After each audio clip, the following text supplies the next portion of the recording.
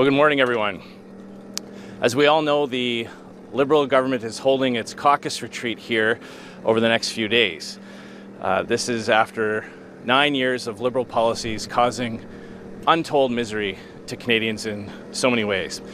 This is their ninth year of imposing Justin Trudeau's radical and wacko agenda on Canadians. They've spent over $1.3 million over the years having these types of retreats, and it's all been the same results. Spoiler alert, the same thing's going to happen this week. They're not actually going to come up with any solutions to solve the problems facing Canadians. All they will do is double down on the same failed policies that have caused so much hardship. Let's go through what that hardship looks like. Justin Trudeau's inflationary deficit spending has eroded the power of workers' paychecks, meaning that so many Canadians are falling further and further behind, making difficult choices like whether or not to put food on the table or heat their homes. Stories of mothers watering down milk, seniors skipping meals. That is the reality in Canada after 9 years of Justin Trudeau. Millions of Canadians visiting the food bank, many of them for the very first time in their lives. People with jobs being forced to go to food banks because they literally can't afford to put food on the table. That's after Justin Trudeau's inflationary crisis has eroded the purchasing power of people's paychecks and savings. It's also after his carbon tax has driven up the price of everything. And remember, Justin Trudeau isn't just satisfied with the carbon tax where it is today. His plan is to quadruple the carbon tax. Today, the Canadian Trucking Association put out shocking stats showing that Trudeau's carbon tax cost the economy, just the trucking industry, $2 billion. And that will rise to $4 billion by 2030. That's $4 billion of transportation costs being dumped onto consumers. That means literally anything that has to be shipped into Canada, trucked from one part of the country to another, costs more because of Justin Trudeau's carbon tax. And that's going to go up year after year after year. Our communities aren't just less safe. People are living in fear. Violent crime is up across the board after Justin Trudeau's decision to implement a catch and release policy for bail. We hear this from police associations from coast to coast in every province and almost every city, that the crime wave terrorizing Canadian communities is a direct result of Justin Trudeau's changes to Canada's bail system, making it easier for dangerous and repeat offenders to get back on the street, often the very same day that they're arrested in the first place, only to reoffend. Housing has driven so many Canadians out of their homes. There was a RE/MAX report this week that showed that 14%, 1 out of every 7 mortgage holders in Canada, believe that they will have to sell their home because they won't be able to afford their mortgage renewal. This is a direct result of Justin Trudeau's policies. The Bank of Canada raised interest rates to fight the inflation that Trudeau caused, and now mortgage holders, when they go to renew, are renewing at 2, 3, 5 times the rates that they were able to secure just a few short years ago.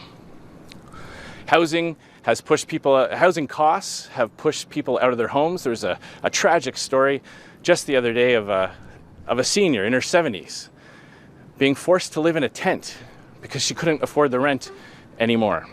This is in Canada after 9 years of Justin Trudeau's government. The hardship is real. The decline in the quality of life for so many Canadians is drastic and stark. And that is not because of factors beyond Justin Trudeau's control or the Liberal Party's control. That is a direct result of their policies. And all they are offering is to double down more and more with the same types of extremist policies that caused this crisis in the first place. Now, we all know the Liberals are in a little bit of turmoil. And my message to Canadians is this: it doesn't matter who is leading the Liberal Party, because this is what they all believe in. We know that Mark Carbon Tax Carney is speaking to the caucus this week. He loves the carbon tax. He said it has served its purpose. Well, if by that he means he likes the fact that Canadians can no longer afford to fill their fridges and put food on the table, then he has to explain that to Canadians. Every single Liberal cabinet minister, every single Liberal MP voted time and time again to raise the carbon tax, to borrow billions more, to keep pushing inflation and keeping it high, and interest rates along with it.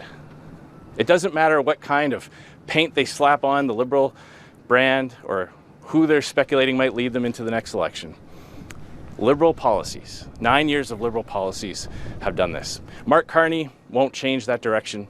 Any other Liberal cabinet minister or MP won't change that direction. They all agree with it. They all support those high tax, high spending, high borrowing, inflationary policies. They all support the same policies that unleashed crime and chaos and hard drugs as well. Let's take a look at the Liberal Party and their unexplainable devotion to the idea of providing hard drugs to people who are suffering from addiction. They all support that.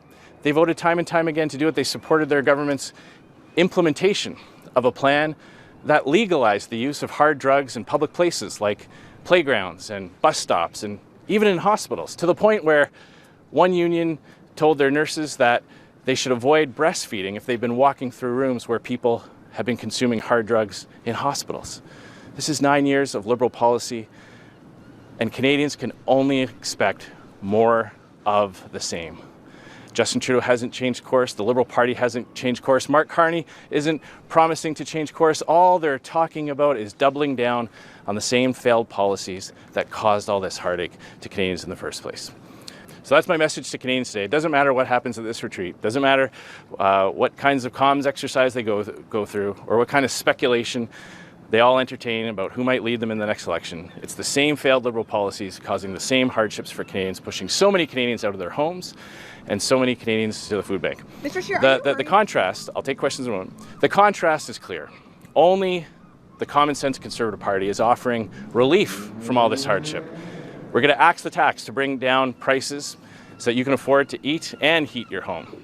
We're going to fix the budget so that prices can stabilize and interest rates can come down so you can stay in your home. We're going to build the homes by rewarding communities that get new homes built and ensuring that those who don't aren't continually funded year after year after getting poor results.